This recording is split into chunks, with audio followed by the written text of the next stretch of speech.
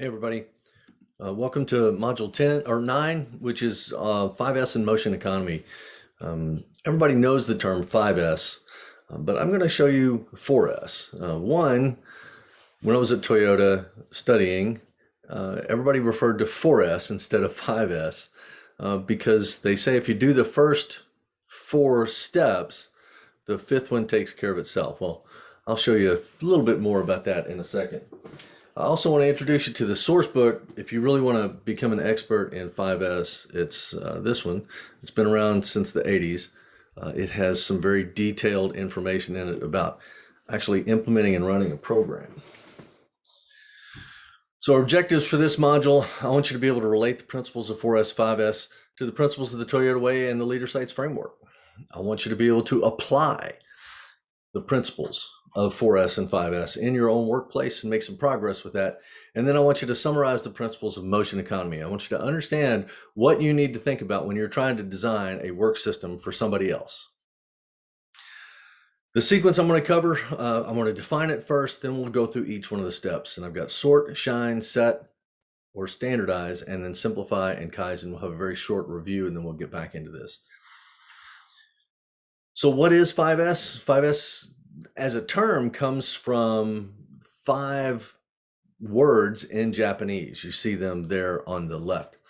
I'm not going to try to pronounce them properly, but the way they were translated, both in Hirano's book, in Taiichi Ohno's book, Workplace Management, and a couple of those other earlier ones are in that next column. So we've got organization, orderliness, cleaning up, cleanliness, and discipline. Those were the 5 S's that Hirano mentions. Those are the 5 S's that Ohno talks about. When I was working with a consulting firm called Hancho, which was a bunch of former Toyota people, they used sort, then sweep, then sanitize, then straighten, and then sustain.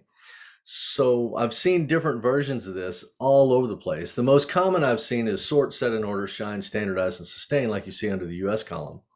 And then mine, I'm going to give you short, shine, set, and simplify. A couple of definitions on that next page, but I want to show you these a little cleaned up or a little colorful, more colorful. I want you to notice in this English translation that organization and cleaning up are tasks. Orderliness and cleanliness are both habits. So what we're trying to do with bringing on a system of 5S is we're trying to build steady, proper habits through the application of these tasks. So by organizing, we're going to build this habit of orderliness. By cleaning up, we're going to build this habit of cleanliness, and then we'll have the discipline to stick to that. US translations again, sort, set, and order, shine, standardize, and sustain. A lot of people talk about safety. They add 6, so 6S. When you hear them talk about 6S, they'll talk about those 5 S's plus safety.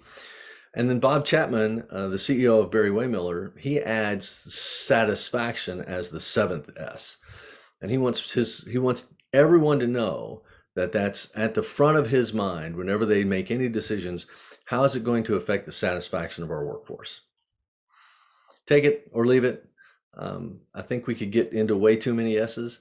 So I want to keep it simple, and I want to introduce you to mine 4 S's. We'll do that in the next module.